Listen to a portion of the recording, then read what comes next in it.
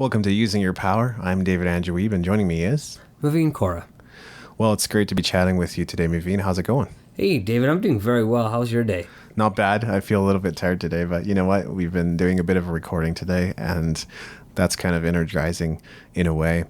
You know, today we wanted to talk a little bit about personal development, because really that's one of the main topics that we're going to be covering at Using Your Power. And we know how important podcast number 1 is, right? Everybody goes back and listens to number 1. And maybe if you find us later on when we have episode 100 or episode 200, if you like it, we know you're going to come back to 1 to listen to it, which is why we're going to try to make this great. But Maveen and I, this is the first time we've been podcasting together. So we're really still figuring out our chemistry at this point. We're still going to make it great, or as good as we possibly can. But I think the main point is just to have a lot of fun and maybe establish what it is that we're going to cover on Using Your Power, right? You got it, David. I know if people want to go back to episode 1, they'll definitely going to see us grow. You're going to see us change. You're going to also see why we're in personal development and what we're doing in personal development, and how, you know, what we experience can also be experienced by our listeners, and they can use that information to keep growing themselves.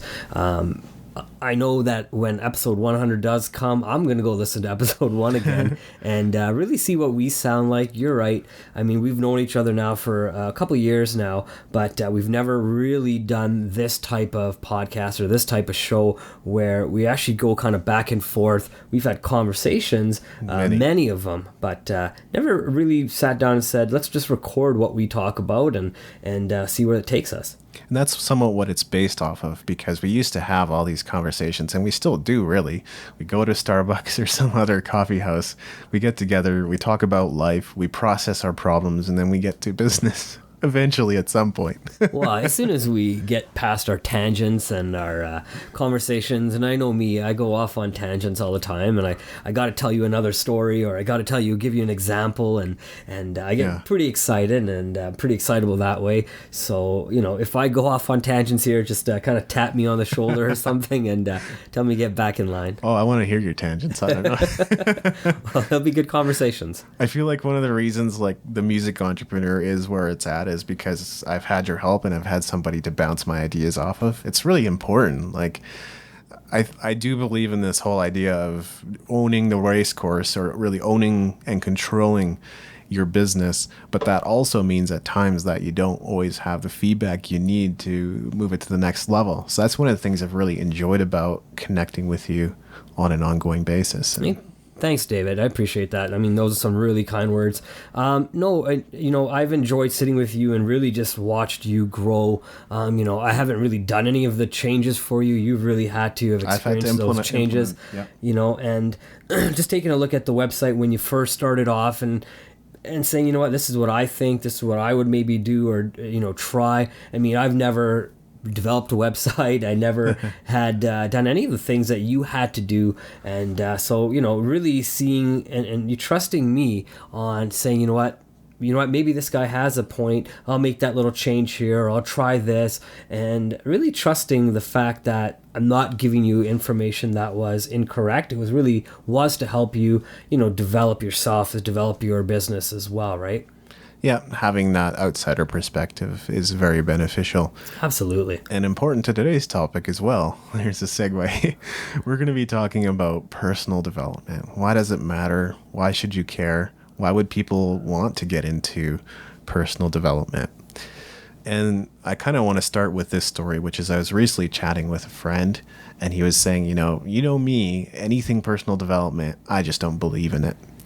The interesting part about him is I do think he actually does assimilate or subscribe to certain ideas of personal development. He actually reads pretty heavily even into philosophy, and he has very strong opinionated beliefs about the world. So I don't think the concept is entirely lost on him. But I think what he's describing is, in the workplace, some manager reads a book, on a whim, because they don't read books. And then they decide, hey, this is an awesome book. Let's get all the employees doing this stuff and let's implement it right away. And then, they look for approval from their boss. And because they're so excited, they just sell it to their boss. Next thing you know, everybody on the team is now having to study and learn from this book, even though who knows, it could have just been the first book that manager stumbled upon. It may not be anything special, just that like he'd never read it before, so it was exciting and interesting to him. So yeah, I think there's sort of that whole thing of like personal development applied to the workplace, and now, oh, but you didn't communicate the right way. Remember what it said in that book? You're supposed to communicate this way. I feel like it's that sort of maybe rigidity sometimes that people associate with personal development. Yeah, you think you're right. And, I can give you tons of examples from the workaday world. That's exactly where I'm coming from. I've worked in the banks. I've worked in insurance, David, as you know. Yeah. I've sold homes. I've sold cars. I've sold technology, and it's been interesting to know and see the way that the managers perceive, and they come to you. You're right. Their own managers are just saying, hey, you need to grow your team. You need to motivate it. And a lot of times these guys are all just positional leaders that are being, told to motivate their team. Sometimes they don't even have the right skills to motivate their sales teams, since that's the world I'm coming from. They're just kind of out there trying to give you that, hooray speech that really doesn't necessarily motivate everybody. There is definitely a technique to do so. I think that. Me and you've had the opportunity to throw those techniques off each other, and I'm sure we've had the conversation where whatever I say is not meant to hurt you in any way. It really is to help you. But if it comes off a little harsh, understand where it's coming from, right? When you're masterminding, yeah. Yeah, sometimes you just got to give your ideas and help the person understand where it's really coming from, right? Well, you raise an important question there, which is what's the difference between positional leadership and other leadership? Good point. David, a positional leader to me is someone who has just been put in that position, not necessarily having the right leadership skills as you would expect, let's say your CEOs or your upper management to have, right? A positional leader to me is just someone who's been given the opportunity to maybe take over a new team or maybe start a division, but really has no real experience in maybe sales. Maybe they come from a different part of the company, but never really came in there. Now are looking to motivate 10, 20, maybe 40, even 100 people to, hit quotas that their managers are asking them to attain, right? Being in that position can be tough, and it's not for everybody, as we know. What is a position? It's something that is supposed to help the people on the team be inspired by, and that's what positional leadership can be. So are you saying that people that are in positional leadership may be formally qualified, but aren't necessarily qualified in other ways to be a positional leader? I think so, David. A lot of people, like I said, are just given the opportunity to, try to prove themselves when they've proved themselves in other facets of life, but have never really, for example, proved themselves in sales. They've just been kind of thrown in that position just to say, hey, let's see what you can do, right? So I think the people who will succeed in that positional leadership really do take personal development seriously and understand that, knowing and having knowledge and worked in a certain part of the market or segment will also give them the experience to continue to grow. That's interesting stuff. But yeah, I think that's oftentimes how personal development comes across to people. And some people do get something out of it. They'll go to like a leadership conference because the whole company will go and learn from some other leaders or leadership speakers. And then they'll come back and some of the employees will be inspired by that. So sometimes it's also a good thing and not always a negative thing. But I think at this point, we should talk a little bit about what personal development means to us, because if people only have that association of in the corporate environment, let's bring a book or a resource to the table and now everybody has to subscribe to it, versus self-directed, self-education, I feel like is a completely different thing. So that you're right. Yeah, you're absolutely right. So how would you go about defining personal development, Maveen? What does it mean to you? David, that's a great question. And as I've grown and I've changed, it started to mean different things as I've reached different parts of my life right now. When I was in my early 20s, started getting out of college, starting off my career, personal development meant to me was really moving forward, trying to grow in the companies I was working at, really just focused on work, not really anything else. As I've gone through, work and I've tried different things now, I'm in my late 30s now, 38 to be exact, and I've found different ways to grow and different places to grow now, right? Personal development now only doesn't work for work. It's now also for different parts of my life. I'm also married, and I'm also looking to be an entrepreneur and start off and do other things. I'm looking to get into wholesaling and just different ideas and different ways to continue, right? So to me, personal development really means is to stay ahead of what's out there in the market, try to learn and try to continue to apply what I'm learning. I was going to ask about that because I wanted to move away a little bit from that corporate conversation. But you're right. If you're in a job and you want to be better, or if you want to be promoted, or if you want to be a standout employee, then personal development can help you. Now, if you're not indispensable to the company, you also put yourself at risk of being fired when you stand out from the crowd. Absolutely. But then you also increase your potential to be somebody that's indispensable, or what Seth Godin calls a linchpin to the whole operation. And then no matter what you do, they're not going to be able to fire you because they see you as being essential to the company. I guess I should talk a little bit about what I think personal development is, or what my feelings around it is as well. One of the reasons I think I felt the need to get into it was because my dad passed away when I was 13, about 13 years old. So it's been many years now. I guess it's about 20 years since he passed away. And I still was searching and looking for my identity and trying to figure out my place in the world. And I grew up in Japan, but as I came back to Canada, I just didn't really feel like I made quite as many friends and didn't feel like I belong. I've since sort of figured out, or I've reconciled, that people here are very individualistic. Absolutely. Yeah. And in different cultures, you're going to find people being different too, right, David? So obviously moving from That's right. the Japanese culture, which you're a lot more familiar with than myself, coming to North America, particularly in Alberta, everybody's a little bit more conservative. Yeah. No, that's a big part of it, is just the difference in thinking, the culture. Japan might be a little bit more community minded in terms of how their culture works overall, whereas we can be individuals. But I think, we're sometimes individualistic to the point where it's detrimental to ourselves, actually. Yep, But absolutely.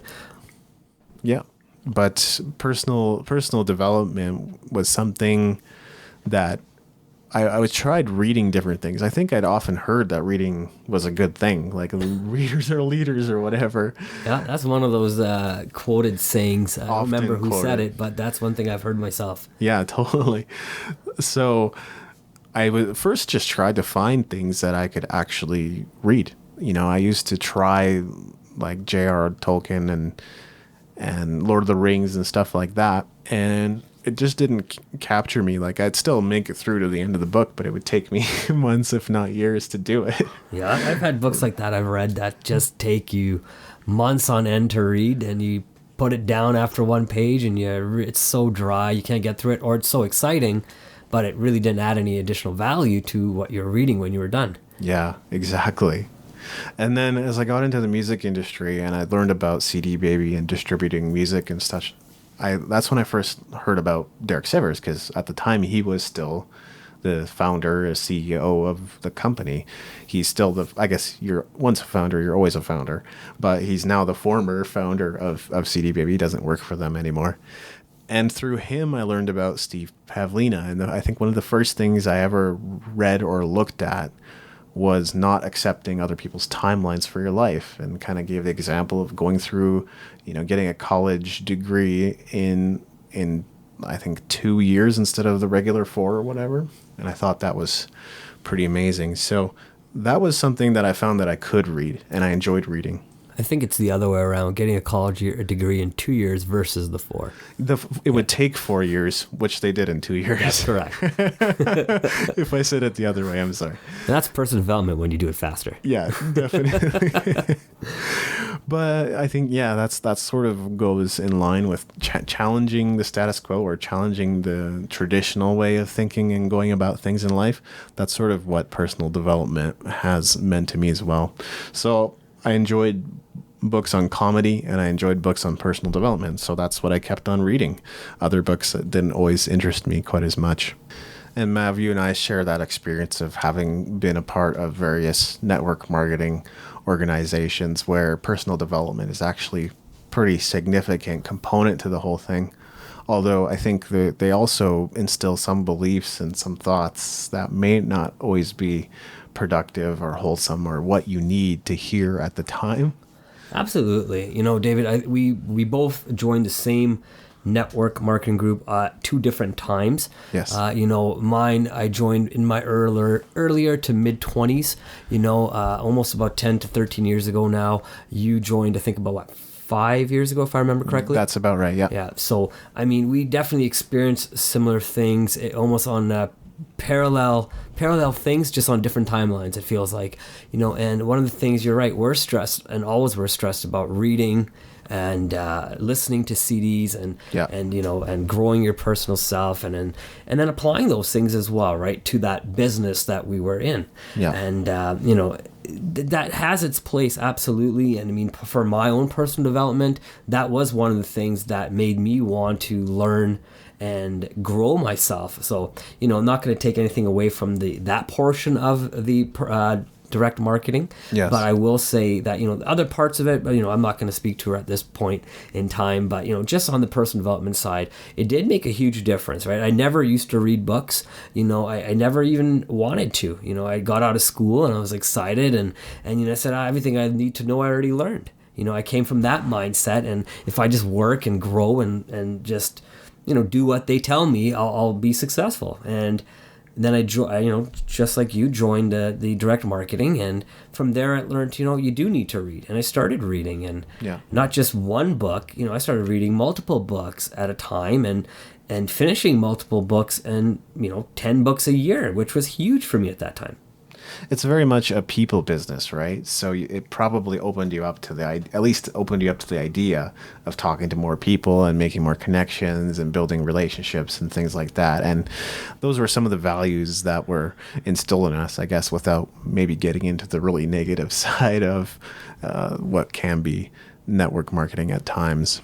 We can get into that later. But right now, we're not going to get into that. We're going to stick to our personal development topic. That's right. So we've talked a little bit about how we feel about personal development. I think now we're ready to get into, why does personal development matter? That's a great question.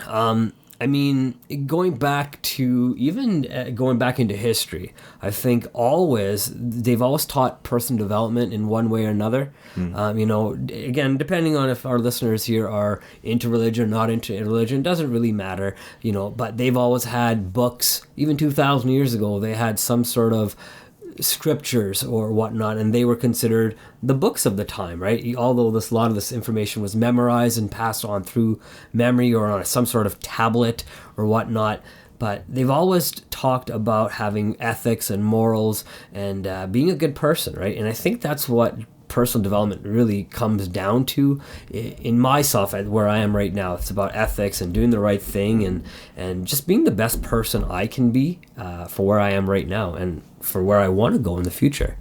What if you instinctually know the kind of person that you are and want to be? Is there still value in trying to think about personal development or applying personal development to your life? Absolutely.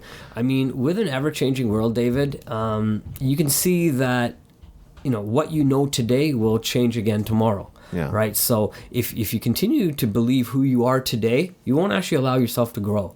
Right. And if you let yourself grow and move with the times, you know, as you can see, we had an iPhone 1 and now we're coming on to iPhone 7 as of this recording. Right. Look at all the little things that changed in that phone. Are you still using your iPhone 1?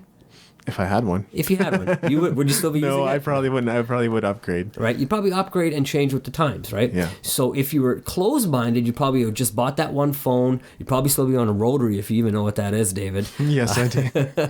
So you'd have that phone. You might have a plug into your wall. You got to use a quarter. You would never grow. But if you take what's coming at you on a daily basis and change and grow along with it because you're learning about yourself, and that change within self, I think, allows you to become that person that you think you are, but even better than that person that you think you are.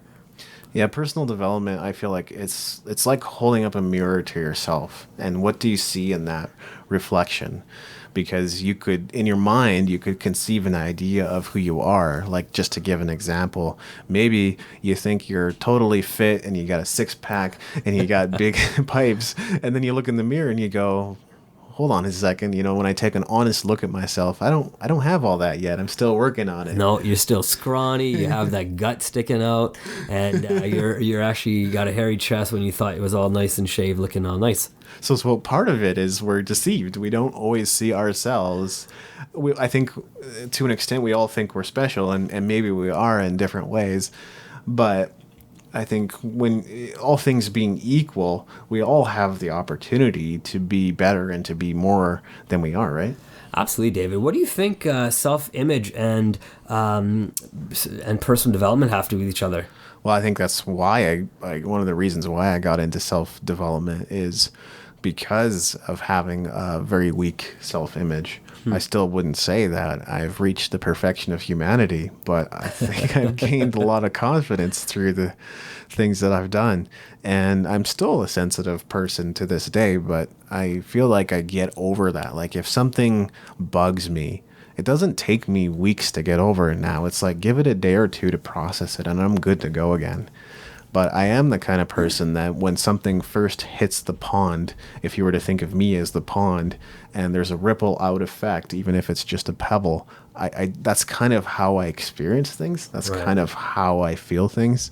So I need to be able to process it. And being a sensitive person, like earlier in my life, it would have taken me a long time to maybe process just a little ripple in the pond, whereas now a huge rock could be thrown into the mix and it'll take me less time to process it. So that's just one metaphor for the way in which I've changed and improved, I think, my self-image through the process of studying and learning personal development. Do you have any thoughts to add to that? Absolutely, David. I think you hit something on the nose here. Letting go. I think that's huge. When you experience something, it's not part of your self-image. You have to let go, right? And that actually helps grow your self-image, right? I'm going to give you a story. It is a Buddhist story, a little different, but hopefully our listeners here can appreciate the story. Well, I'd love to hear it. There's two monks walking in a forest, and they've talked about being celibate and not touching a woman, and just really focusing on being that Buddhist, right? And then getting that enlightenment. And they're walking in a forest one day, and they come across a river, and at the river there's a lady standing there. And the lady's crying because she can't cross this river. So the one monk goes ahead and crosses the river. The second monk picks up the lady and says, let's cross the river. So he crosses the river with her and drops her off on the other side. She's very grateful and thankful to him. And they two monks continue on the way, and the lady continues on her way. About an hour and a half later, the one monk turns to the other monk and says, you know what? I'm not happy with what you just did. You picked up and broke your you picked up this lady, you broke your celibacy, you touched a lady, you broke the rules, man. And and I don't know exactly how that conversation went, but he wasn't happy with him. And he said, I've put this lady down hours ago, but you're still carrying her with you. I think there's such a lesson to be learned in that. Now, apologize for not being able to tell the story exactly how it goes, but I think it really does give the gist of what I'm trying to say with letting go of things and growing your own self-image. Like the idea of carrying baggage or luggage with you long after Absolutely. something has occurred or happened in your life. Absolutely. Yeah, exactly. And like I talked about the fact that my dad passed away earlier in my life, like that's a piece of luggage that I could continue to carry with me. I think to some extent, you know, you never forget the people that pass away that are important to you, but you don't have to continue to carry the burden and the hurt and the loneliness and the isolation that you That's feel right. continually for the rest of your life. That's right. That's unnecessary. Carry the memories, right? You Yeah. know, you help your dad live through the memories, and that's huge, right? And you're right. Those that baggage, I mean, can stay with you forever if you allow It it to, definitely right? can.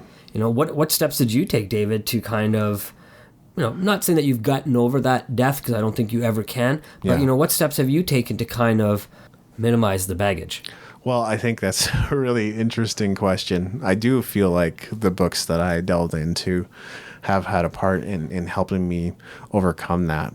I think for one thing, I recognized that there was this deep, dark valley that had to be the only way to get through something is to go through it. And the longer you stay there, the harder it is to get out because you become rather familiar with your own difficulties or self-pity and so on. So first of all, it's just recognizing that there is this deep, dark valley that I had to go through. And then it was a willingness to go through it day by day. Let me stop you. How did you see that valley, David? Because I mean, when you're in it, sometimes you don't necessarily see around it. So how did you really see where you were to start making that change? It's a question of interpretation. I think one of the reasons I was able to recognize it is just by observing how my family's members were dealing with it or really not dealing with it in a lot Right. of ways. And that caused me to realize that staying in that place was unhealthy. But the whole thing about interpretation is, and this is something that's going to be in my upcoming book as well, we have to be careful with how we interpret life events, because if we interpret them the wrong way or in a way that isn't totally healthy, that's how we create more baggage that we just continue to carry with us. So it was this question of, how do I interpret my dad's death? How do I interpret the new circumstances that I'm in the situation that I'm in? I was in Japan, I had a dad, now I'm in Canada, and I don't have a dad. And it took a long time for me to interpret all those things, all those changes, my new surroundings, my new friends, schools, all that kind of stuff took time. But I think as I've continued to observe people here, and I've lived in this culture for quite a while now, because I was born in Canada and then I returned to Canada, so it kind of is my home in a sense. I love Japan too. Is those differences for at first caused a lot of friction for me. You know what? I understand what you're saying, because even as kids growing up, you know, I was born in Montreal, and growing up as a kid there, you know, even being different, you know, than the kids Right. that were there, right? I mean, no secret, I'm of the East Indian descent, and you know, I look different. I wear different clothes. I may have a different accent, and you know, and not everybody understands that, right? So when you're from a different culture and you come back to Canada, or you know, you're from a different culture and you join the culture that's already where you live. You know, I'm born in Canada myself, and you know, people see you different. It's such a weird feeling, right? But you know, it is taking the steps and sitting down and trying to understand it's nothing you did wrong. Yeah. You know, I think that's huge, understanding you didn't do anything, but you still have to grow from it, Yes. right? So Yeah, no, it's still up to me to make up that decision. You know, it's when you have been in personal development for as long as I have, which I feel like was 2007 was kind of my beginning, even though I might have had some introductions here and there along the way. There's so many, you think of so many resources that have helped you, like, and I think of some of the things I learned like 5 years ago, which was take responsibility for your life. absolutely.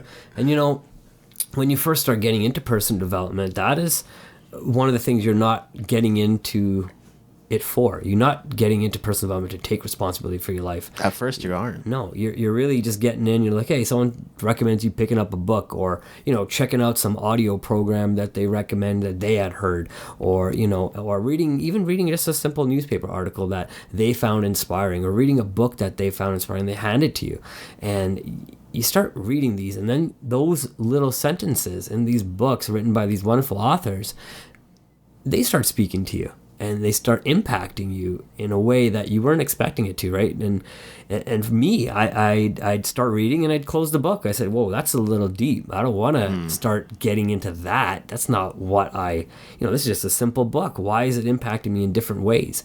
And, when you allowed yourself to be impacted and just be open, that personal development portion of the story that you're reading the book can make a huge difference. Right. I think at this point we need to ask one final question, but a really important one, which is why or who is personal development for? I think really the fundamental answer is everybody. But yep. We need to have a good explanation of why that is. Do you want to give that a try? Yeah, for sure. I think it is for everybody, and the reason I believe that is, if you want to be an important part of society, or if you have any desire, and some people say, what, I don't want to be an important part of society. That's okay, but you can still impact your family. You can still impact your friends. You can still impact your dog if you have one. Just through personal development, learning how to treat somebody better. That's just one small part of a personal development. Now, and that's for people that don't want to, potentially, right? But for people who want to grow and succeed, and, I look around the room we're sitting in right now, and there's tons and tons of books in here. And, I see you, David, as someone who wants to grow, and, myself as well. I got maybe a little bit less books than you do, but I have, definitely do have books at home, and pictures on my walls and everything, of things that I want. And, it's for everybody, I think, personal development. And again, the why. When you have a goal, David, personal development is huge, because when you want to strive to get something, you will find ways to work within yourself to have that goal come true. So, do I believe everybody has a goal? I really do. Are they big goals? Not for everybody. But for yourself, that goal you have is your big goal. So find that, whatever it is that motivates you, and, get working. Right. So we could also say that personal development is for anyone that has a goal, which I think we can safely assume is everybody. It's just we're not always aware of what those goals are. They can sometimes be a little bit more subversive than we realize. But when we have that mirror, like I was talking about earlier, when you have that mirror pointing back at you, you begin to go, oh, that's right. I do have fitness goals. I do have financial goals. I do have health goals. I do have relationship goals. And now you're sort of coming back to the person that you are in a way. You're rediscovering what it is, who you're about, and what things motivate you, or what things excite you, or what things that you would love to see happen in your life. So I think that's probably personal development for anybody, I agree, David. And the other thing, as you're speaking, I'm thinking of here too, is I believe it was Einstein that said, if you continually do the things that you've done, you're going to keep getting the same results. Yeah. If you keep doing what you have done, then you don't need personal development. But keep in mind, you probably won't grow past where you are. Personal development doesn't have to be hard. And I think when people think about personal development, they may think it's something really super hard that they need to do, every single day and put 100% effort into it. But you know what? Even 1% effort each day will eventually get you to 100%. It'll get you to do 2%, maybe 3%, 10%, 100% eventually, as you continue through that process. Well, we know that perfection is impossible, right? So if that's your goal, then, I think the thing about personal development is it is a never-ending journey in a sense, because you will never achieve perfection, but you can achieve a better place than where you're at. And it's not necessarily about constant discontent or dissatisfaction with who you are. You can be content and growing at the same time. You can learn to appreciate your surroundings and who you are and where you are right now on the way to where you're going. And I feel like that's actually a faster way to get to where you want to go. Yeah. You said that well, and made me think of a question I wanted to ask you is, who are maybe some of your top 3 personal development leaders that you listen to? Well, or read? Yeah, that's a really good question, and there have been a lot through the years, and it's changed a lot. Early on, obviously, Steve Pavlina was a pretty major influence. I did kind of make this personal development full circle and come back to Steve Pavlina at one point recently. So that was kind of fun. I'm not sure if I can immediately think of others. I guess Brian Tracy, Zig Ziglar have been pretty major influences along the way too. Right. How about you? Myself, when I first started to listen to podcasts, I really listened to this one podcast called Motivation to Move with Scott Smith. It really gave me the feeling, I could really also impact other people.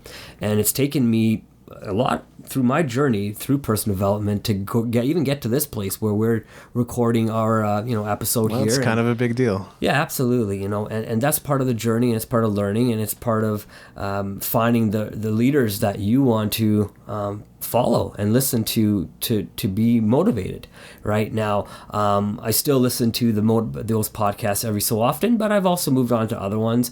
As I was just in a sales career prior to this, I was listening to a lot of Donald Kelly, on the Sales Evangelist, because that made huge differences for me.